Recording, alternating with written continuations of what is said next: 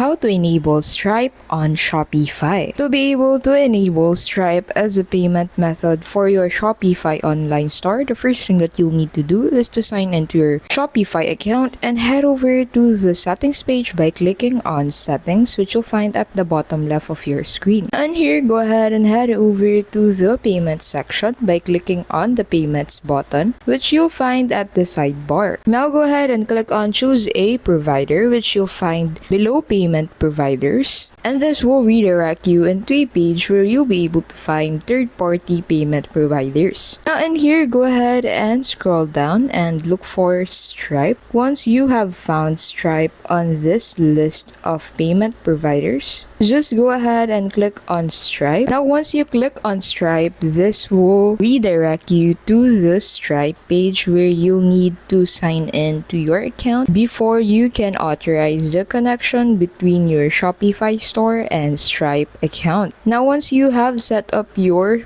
Stripe account on Shopify, you'll be able to enable Stripe on Shopify.